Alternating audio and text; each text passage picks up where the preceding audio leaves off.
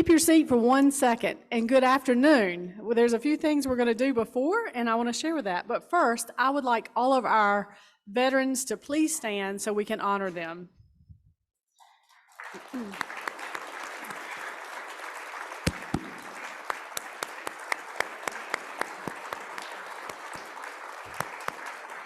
Now I would like all of those with children who have served to please, or family members who have served, please stand in the service.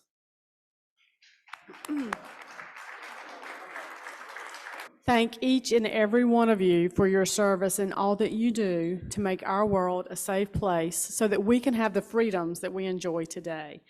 I want to ask you a few questions because in our board retreat, it was loud and clear that we needed to add some FUN to our meetings, so I'm working on that.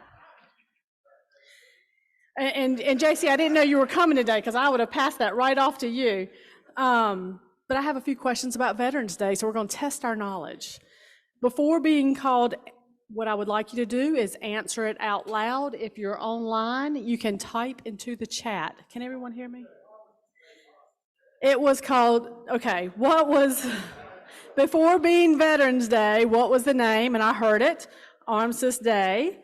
What president signed in the bill into law designated 11/11 as Veterans Day? Eisenhower, right here on the front. Good job. Good job. Okay, when was Veterans Day honored before it was designated being on 11/11? Does anybody remember what day we used to celebrate? Fourth Monday of October. And then what event occurred on 11/11 and why was it changed? And this will designate why it was changed to 11/11. You're right. Did everybody hear? It was the end of the World War. You're exactly right. What time is recommended? Oh, no, good answer. But what time is recommended to have 2 minutes of silence in honor on Veterans Day? What time of day? 11/11 is close, but that's not quite right. Good guess. 11, good guess. It's 2/11. 2/11. And then what state has the highest number of veterans? What state has the highest number of veterans? California. You're exactly right. There you go. So it is a great day to be a Kiwanian. Kids need Kiwanis, and we need you. Kiwanis is a global organization of volunteers dedicated to improving the world, one child, one community at a time. I pledge allegiance to the flag of the United States of America and to the republic for which it stands, one nation, under God, indivisible, with liberty and justice for all. And now Clay Taylor will lead us in song. Clay, can you tell us, do you have the microphone? I do. Okay. Go to page 13 in your book, and it is number 31, Star Spangled Banner. But first, I want to read the third stanza, and then we'll sing the first stanza. Oh, thus be it ever when free men shall stand between their loved homes in the war's desolation. Blessed with victory and peace, may the heaven rescue land praise the power that hath made and preserved us a nation. Then conquer we must when our cause it is just. And this be our motto, in God is our trust. And the Star-Spangled Banner in triumph shall wave over the land of the free and the home of the brave. So we'll start singing. Oh, say, can you see by the dawn's early light what so proudly we hailed at the twilight's last gleaming, whose bright stripes and bright stars grew the perilous as we watch, were so gallantly streaming, and the rockets spread glare, and the bombs bursting in air, gave proof through the night that our flag was still there. Oh, say does that star-spangled banner yet wave o'er the land of the free and the home of the brave? Thank you. That sends chills down my spine. Wayne, would you share our invocation with us today? Let's bow our heads, please. Heavenly Father, today we gather for this bountiful meal, not just as Kiwanians and guests and family members, but as Americans and creatures you've made in your own image. Today we ask that you bless the food that's been prepared and the hands that prepared it, and ask that this food nourish us so we may go forth and do thy will. But Lord, we know on this special day, during this solemn time, we must ask for more than blessings for our meal. And although, because of our many responsibilities, life may seem a challenge, let us look beyond our day-to-day duties to answer a grander, greater call to action. That is, again, to help others in your name. We ask that you continue to use Kiwanians and this organization collectively as instruments of good in our community, most especially for the least of these among us, and to remain steadfast to our mission statement to help children. We thank you for giving us the opportunity to do good works through the Kiwanis Club. We also pray for the sick and the lonely, the hungry and the needy, and all those who have not heard your call or realized the blessings that you and you alone provide. And dear Lord, on this Veterans Day, 2022, we most especially recognize and express our profound gratitude and prayers for all soldiers, sailors, airmen, Marines, Coast Guard, members of the North Carolina National Guard, and all persons who have served in defense of our great nation at home and abroad. These veterans, some who were drafted and others who volunteered, have defended us and our allies in times of war and in times of peace. We ask that you bless them and comfort them. Help us to remember their sacrifices and their service each and every day. We honor them and remain thankful for our veterans. And as we go forward during this holiday weekend and beyond, help remind all of us of those who served and gave their all, including their very lives, while defending this great nation. Gathered for a meal and fellowship we are, but ever mindful that we should always give thanks for the countless known and unknown blessings you have provided for us, your servants. In your name I pray, amen. Buck, will you share our membership welfare? Okay, can you hear me now? Here we go. Happy Veterans Day to everyone. You saw the birthdays that were listed. Please look at those again when they come up. We've got it, they're up right there to everybody that in the club that has a birthday this month. So remember them, say happy birthday to them. Membership welfare. Mac Jenkins is recovering from knee surgery. Leslie Jones is recovering from back surgery.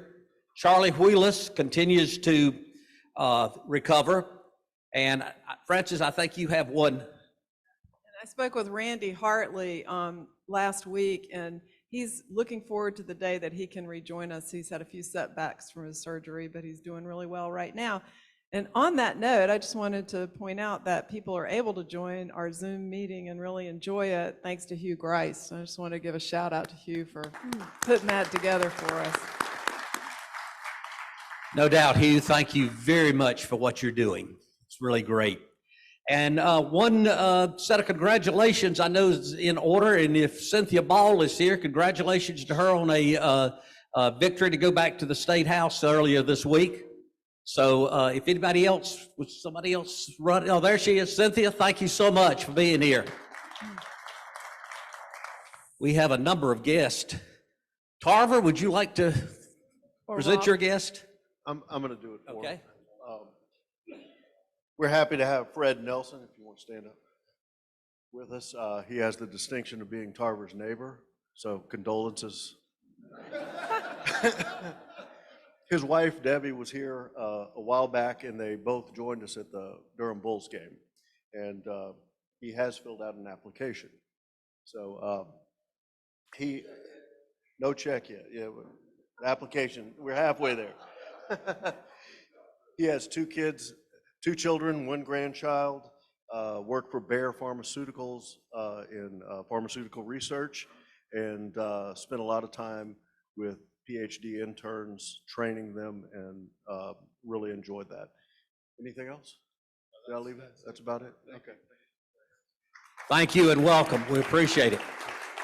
We have a number of guests today. Most of them you see wearing either American Legion hats or something to signify their past in the military of this country. One who is no stranger to us, a former member of our club, and he's going to come back soon as a member. Let's welcome J.C. Knowles.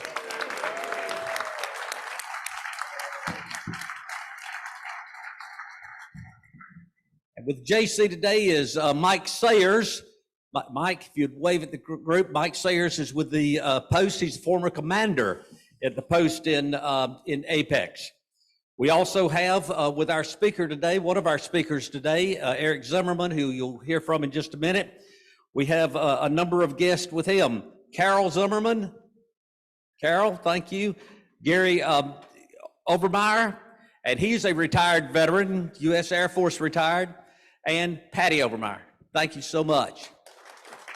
And I know, Lou, some folks just came in with you. Would you like to introduce them? I have my wife Peggy, my daughter Susan, and my little grandson, who's no longer little, is Riley. Thank you all.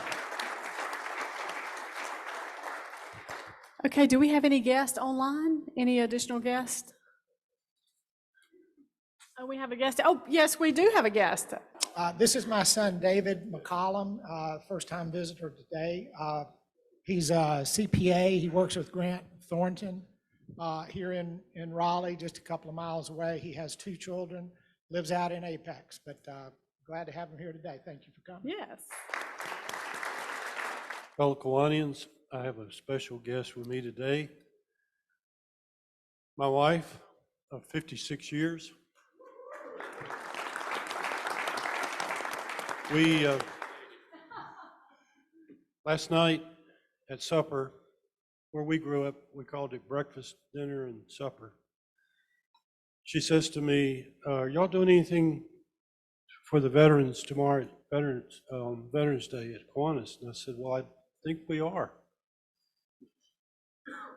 Her dad served in the military in World War II.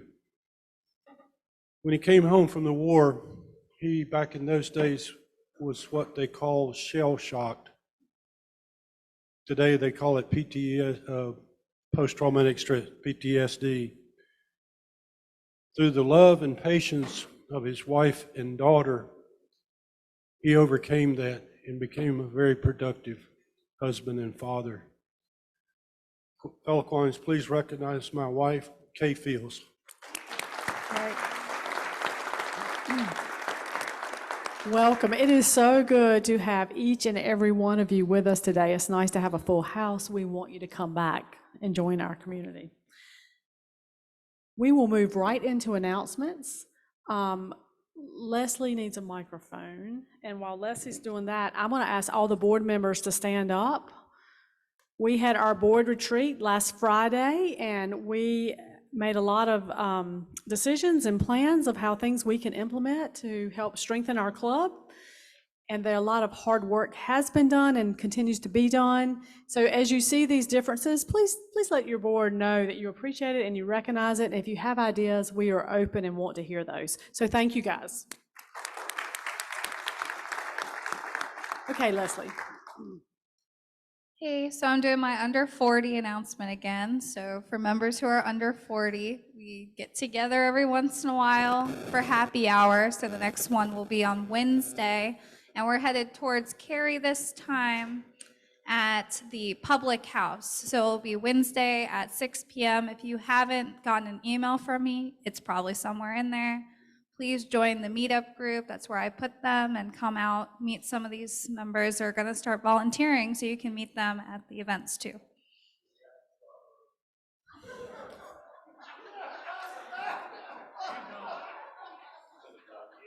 No answer. No.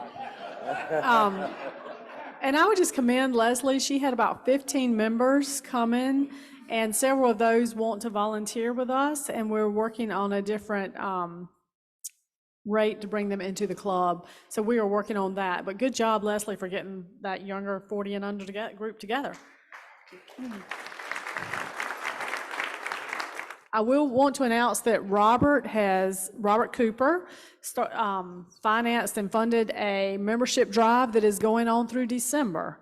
Right now, I think Robert's in the lead on bringing in new members, but he has given $250 to the club member who can bring in the most members from October through December 31st. So let's get out there and get some invitations. I hear Tarver just submitted one today, so let's get some competition going.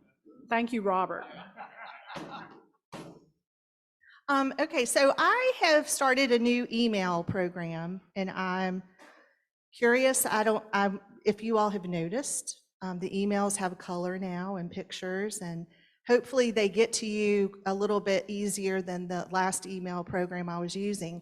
But what my intention with this is, I'm sending out now a Wednesday email that will feature the speakers that are coming up with a bio and some information. I'll send a Friday morning, like I've always done, with the Zoom link and the information for the meeting.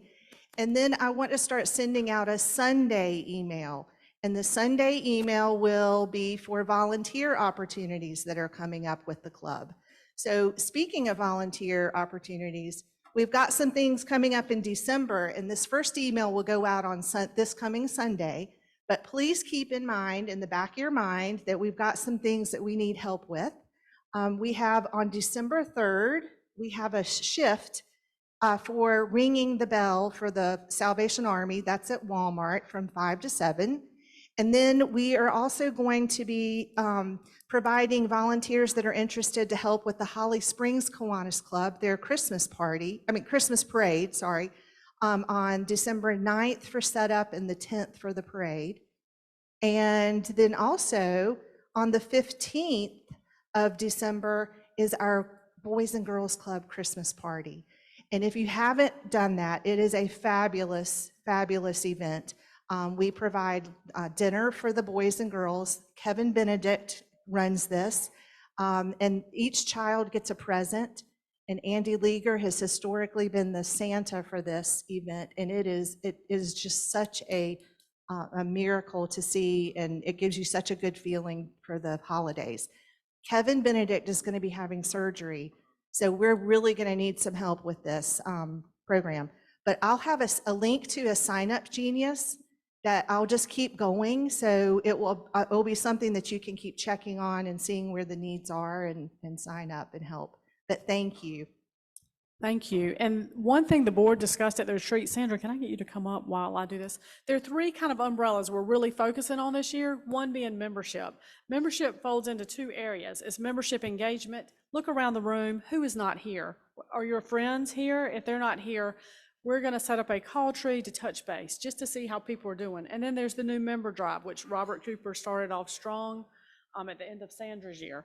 And then the other piece of it is we want to be intentional how we serve in the community, that it is what is needed, what the children need, and that it is what we want to do as Kiwanians that represents our mission. So Sandra's going to come up here and make a quick announcement. So at the end of September, Ashley Parker Dunstan resigned from the club as well as her board seat. So we need to fill that board seat. We announced 2 weeks ago our nominee is Meredith Little. Meredith, do you mind standing up? Are there any nominations from the floor? Okay, I'll turn it over to Stacy to have a vote. Is a quorum present? I now call the supplemental elections meeting for Kiwanis Club of Raleigh to come to order. Do I have a motion to approve the nominated officer? Okay, do I have a second? All in favor say aye. Any opposed? Congratulations, Meredith Little.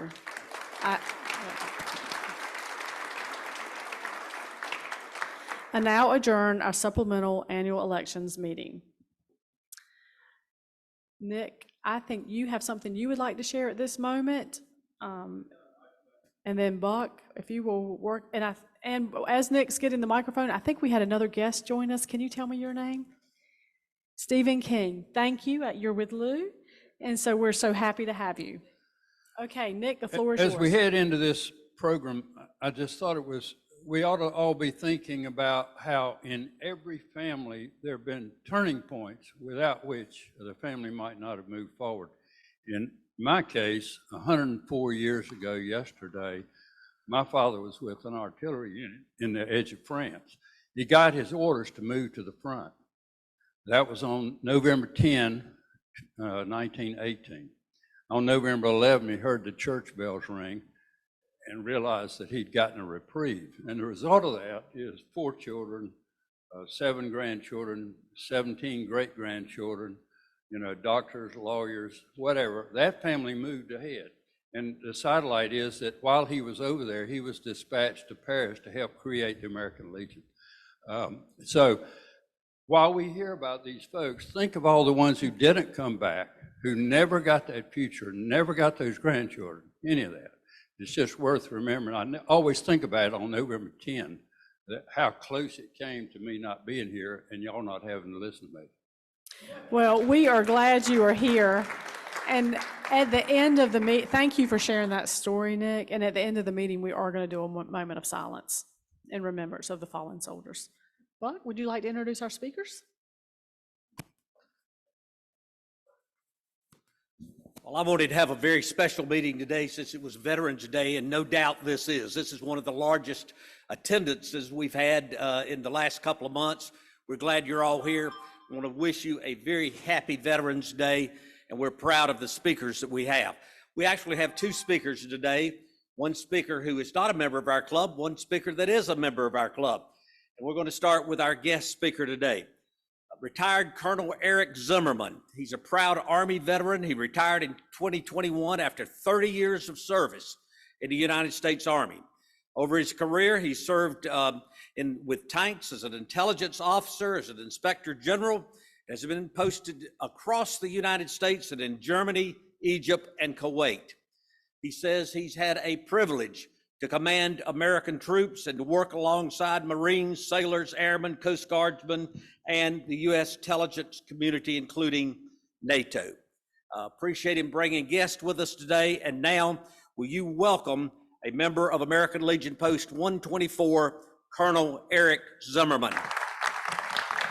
Thanks very much. I have to check with my wife. You can hear me? Okay. All right, she's my boss, so she said, make sure that people can hear you. Move the mic.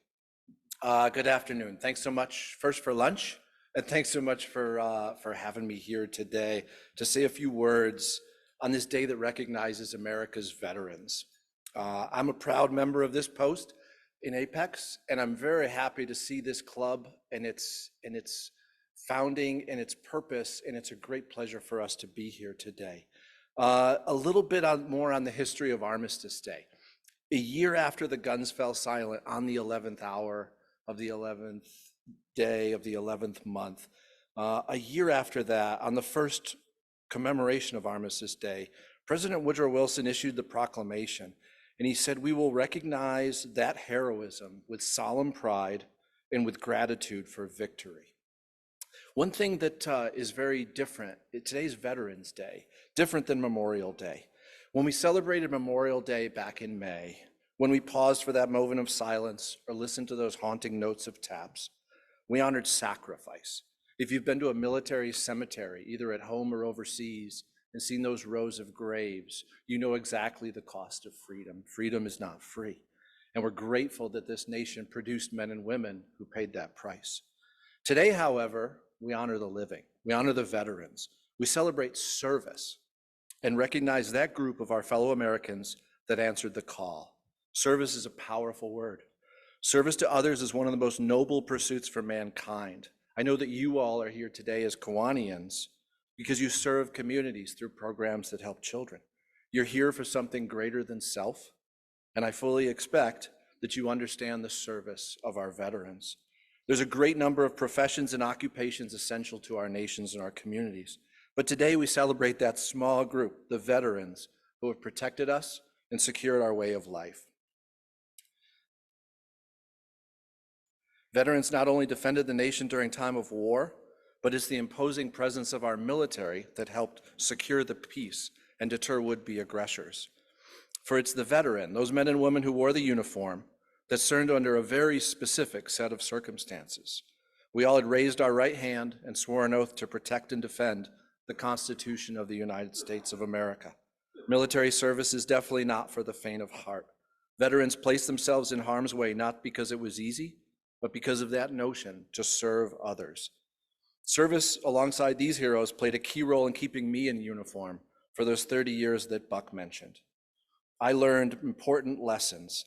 I learned taking care of people to accomplish the mission. I learned commitment. I learned character. I learned these lessons from my leaders all the way back in college as an ROTC cadet, veterans of the Vietnam era who were still serving by training the next generation. After earning my commission as a young lieutenant, I spent the next 3 decades in the Army alongside many soon-to-be veterans in awe of their love of country, their professionalism, and their selflessness. Some served for a short period, some served for much longer, and I'm grateful to them all. In describing what he had witnessed visiting and entertaining troops during World War II, for those back here in America, Bob Hope wrote, "I saw your sons and your husbands, your brothers and your sweethearts. I saw how they worked, played, fought, and lived. I saw some of them die. I saw more courage, more good humor in the face of discomfort, more love in an era of hate, and more devotion to duty that could exist under any tyranny." And there comes a time for each of us, each serving member across the armed forces, to hang up that uniform and to put the dog tags in a box and return to civilian life. Those men and women, my sisters in arms and my brothers in arms, now dressed like you and I, and maybe even sporting a beard and a little bit longer hair than we had in uniform, are those people I'm proud to honor today. Veterans also continue to serve long after their time in the military. The 2020 census reported that about 18 million Americans are veterans, 7% of the adult population. And as a nation, we're grateful for these 7%. In business terms, the return on investment from what we pay to train and employ them as a soldier, Marine, sailor, airman, or Coast Guardsman would make many investors smile. Veterans serve our communities as police, as firefighters, teachers, healthcare workers, church leaders. Some are business owners, farmers, company workers, or retirees. Many volunteer their time for worthy causes such as this, using those leadership skills and that mission-focused attitude to mentor at-risk kids, raise money for scholarships, or help people in crisis. Veterans are still serving, and this nation is better for it. As a member of the American Legion, I'm driven to help programs that deepen high schoolers' understanding of the Constitution and help them understand the rights and responsibilities of citizenship in this great country. And I just wanted to close with that one final thought, this notion of service that we truly celebrate on Veterans Day. Service to the nation and others is the core meaning of today's celebration. In recognizing and thanking veterans of their military service, we're reminded that service is noble. We are again charged to find ways to serve our communities and our fellow Americans and follow that example. God bless you all. God bless America. Thank you.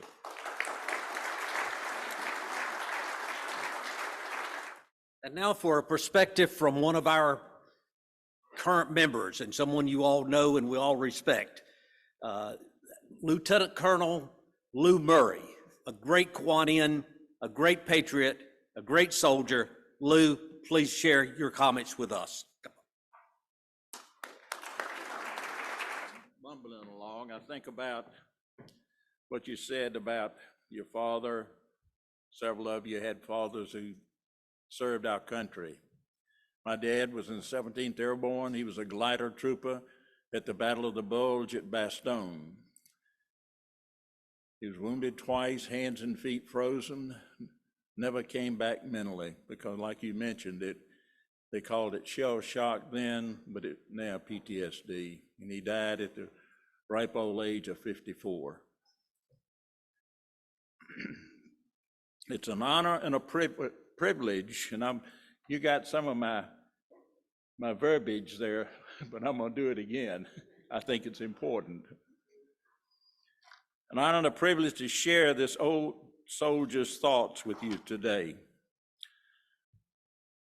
I ask that you listen to the message and don't dwell on the messenger. Many people don't know the difference between Veterans Day and Memorial Day. Memorial Day is celebrated for veterans who gave their life serving our country. Veterans Day is celebrated for the veterans who served their country and we are still living. Will all the veterans please stand?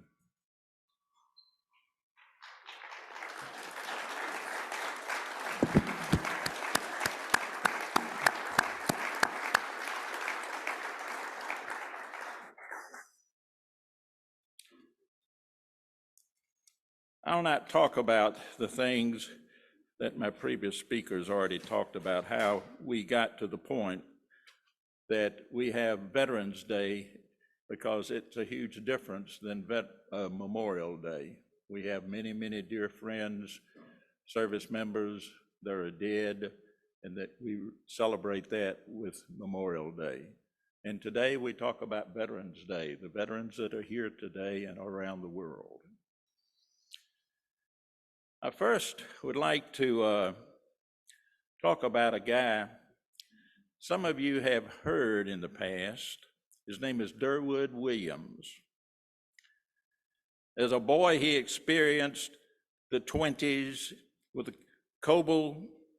cobblestone streets, dirt roads connecting cities, towns, and villages. They had primitive automobiles with no self-starter and no heater. As a teenager, he experienced the deep poverty of the 30s with a great work ethic and great faith. His parents maintained a good home filled with faith, hope, and love. In the beginning of World War II, he became an Army cadet and a lieutenant in the Army's, then was called the Army Air Force. He fought in the Pacific during the Marianas, the Okinawan campaigns. In one battle alone, he shot down 2 Japanese Zero fighters. Those were the fastest planes we had in the world at that time. Following World War I, he served as a research and development officer for 28 years, contributing to the transition of the Air Force propeller fleet to a jet fleet, and the introduction of missiles and satellites into the Air Force inventory. He retired from the Air Force in 1975 and came to Raleigh and was in our church. In fact, I couldn't believe we had 2 good-looking young daughters, and his son started knocking on our door. I talked with him today, and he actually took care of his wife, Rita, for many years when she was suffering from Alzheimer's.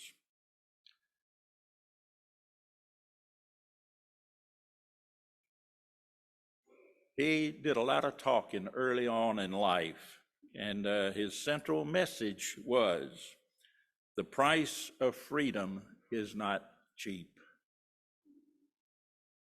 Tomorrow, he celebrates 101 years living on this earth. The second man I want to talk about is Bill Williamson. a guy I met many years ago, West Point graduate. We were in school together for 8 months at Fort Benning before we went to Vietnam in 1966. We both ended up in the 1st Division in Vietnam in the same battalion. We were in 1st Battalion, 16th Infantry. He had Alpha Company, I had Bravo. We saved each other several times in that year. He served 2 tours in Vietnam. He commanded the Old Guard in Washington, a very, very sharp man. He finally got orders he was going to go to Korea. He had 5 children. One of them was getting ready to graduate from college, the other one from high school. He said, "Can you send me next year? I'd like to be there with my family on these 2 special times." They said, "Nope, you got to go." He said, "In that case, I resign my commission or I will retire." They said, "You can't do that. You're on the Brigadier General list." He said, "You've already made the point. My family is more important." And that's something that is really hard, you know. When you go to war, or if you're just going away from home, you're away from your family. And there's nothing worse than being away from your family. Those letters we got in Vietnam, I still have some of them. And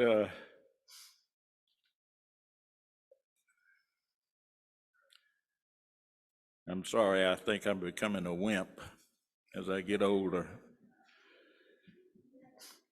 Many of you have veteran friends. Today is a perfect day to go and call them and say, "Thanks for what you did." That's all a veteran wants. Just to know that people say that, and it's meaningful.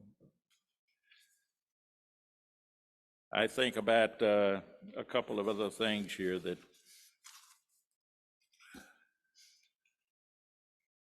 would you mind if I share a little prayer? And I'll do that at the end. Something I want to read that I have seen somewhere in the past. It is the veteran, not the preacher, who has given us freedom of religion.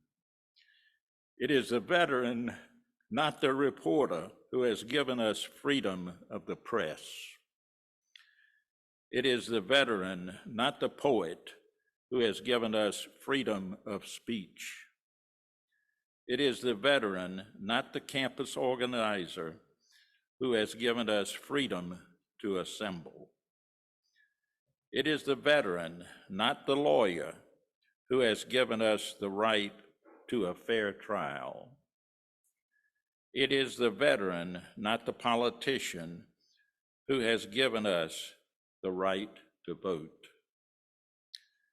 It is the veteran who salutes the United States of America flag.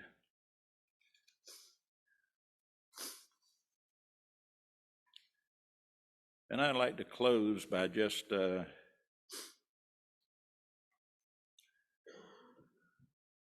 I said, our battalion was in Lai Kay, and on the other side of that little village was another battalion, had Charlie Company, 2nd of the 28th.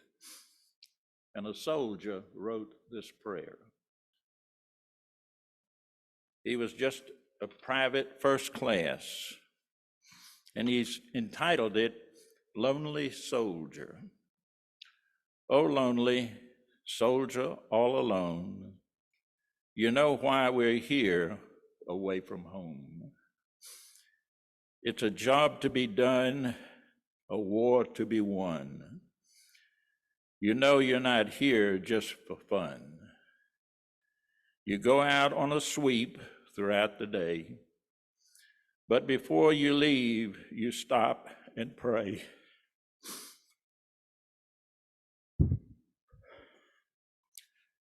That God will follow you wherever you go to protect and guide you when you meet the foe.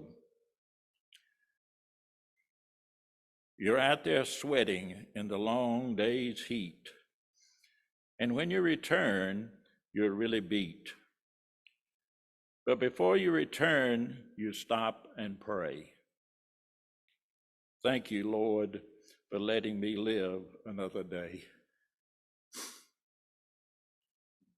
PFC Richard Tucker, Charlie Company, 2nd Battalion, 28th Infantry. This poem appeared in the newspaper called Pacific Stars and Stripes that we had in Vietnam.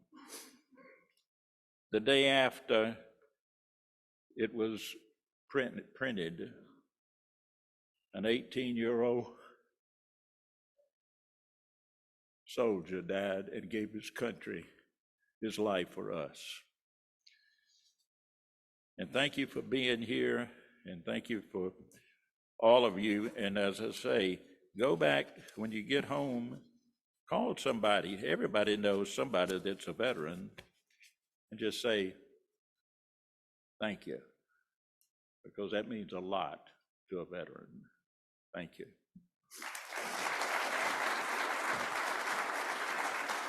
One last thing, recognize Lou, who is one of the few heroes I've ever known, and he literally is. To me, a hero is someone that was killed in combat or someone that was awarded the Silver Star or higher for valor, and he was awarded the Silver Star. He served in Vietnam twice, and he talked about tours. Well, a tour's about 13 months. But he both times he was wounded in combat and got the the Purple Heart both times. So.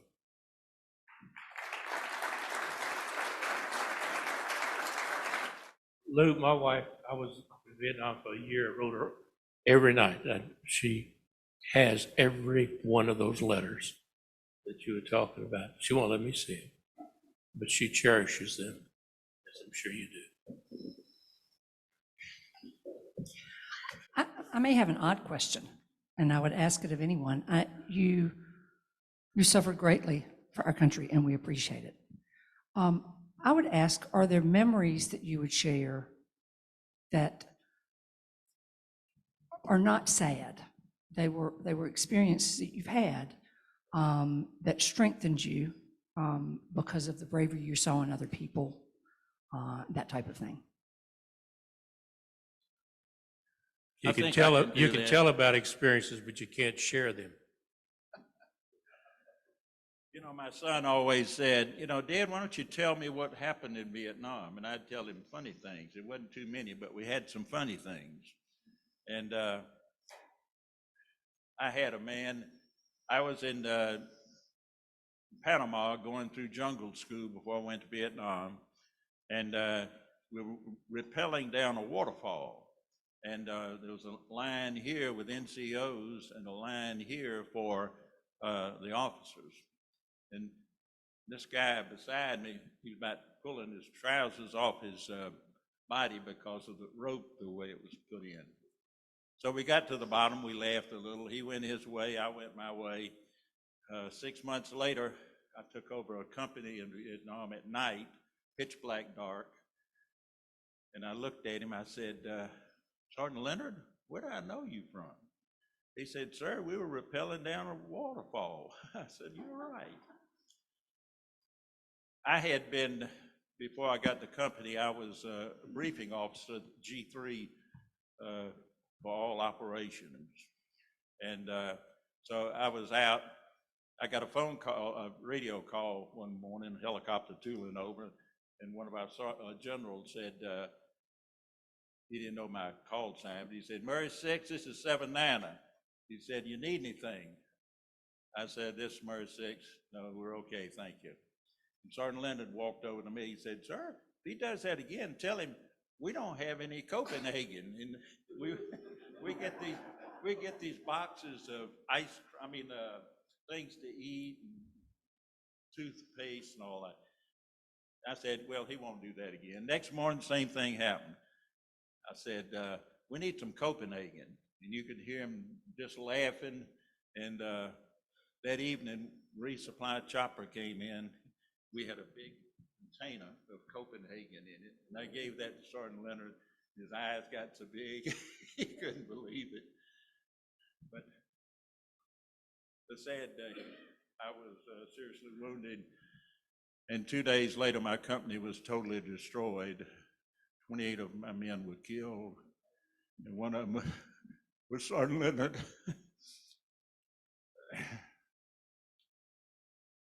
I've never seen a group of men that did the impossible. They did everything I asked them to do. They did it better than I asked them to do. And something I learned when I was at Fort Benning before I went to Vietnam. They told us the most important thing in the military, especially infantry, is to accomplish the mission. My whole way of life from that point on was changed a little bit, because if I took care of my men, we could accomplish the mission. But that was my funny story. Okay. The one story I will mention is it's a little bit different, and it wasn't my year in Iraq. It's a story I tell people about beautiful Fort Stewart, Georgia. And I was a young captain, and my wife and I were dealing with a very significant medical issue with our daughter. And this was the late 90s, and we were rushing back and forth several times to the Middle East. If you'll recall, back then, Iraq was kicking out nuclear inspectors, and did they have a nuclear program? Did they have weapons of mass destruction? Back and forth, back and forth. And we were getting ready for yet another trip to the desert for Lord knows how long and for what. And we were dealing with this very significant medical issue in our family. And I was a young captain. I was not a G3 briefer, but I was a young operations officer in this battalion. And I was a pretty important part of helping this thing run. And my boss at the time, young major, now that I look back at it, knew what we were going through in our family. And he said, if we get the call to go, you're going to stay behind. That's not what you want to hear as a young soldier. But his care and compassion and understanding that it is the people that make the Army run. And at that point in my life, I needed to focus on my family, and I needed that time and that distance that deploying to the Middle East was going to really put our family in a hard bind. And so as a young officer, I learned that compassion and the care for our people inside that brotherhood of arms really took care of me and my family at that time. And really, I did my best over the next 20-some years that I stayed in uniform, and I still try to do this now, is to have that heart and that compassion for our people. I, as a leader in the Army, knew the sacred trust America had sent me, her sons and daughters, to be in charge of, to take care of, and to be prepared to go into harm's way. And so that means going to the range and shooting, and it means waking up early and going for a run. But it also means you take care of the people, you know their families, you know that strong bond is created when you know people looking out for you. So it's just a story I have for you. Thank you. That was wonderful. I know we have some extra questions, but we are out of time. I was going to ask if you would be willing to stay a few minutes after so individuals can come up to thank you and to talk to you about your service. So thank you both. I would like to thank our guests for coming today. We had 14 guests. Nelson, JC, Mike, Eric, Carol, Patty, Gary, Peggy, David, Kay, Stephen, and we also had guests online, Lucy, Riley, thank you for coming, and Susan. And please come back and join us again. Next week, we have Riley Rimmer from the North Carolina region of Antique Cars speaking. November 25th, we do not have a meeting because of the Thanksgiving holiday. Now that I'm going to ask that we close with a moment of silence to honor and remember those that are serving today who were given time away from their families for us to have the freedoms we do, and also remember the fallen soldiers.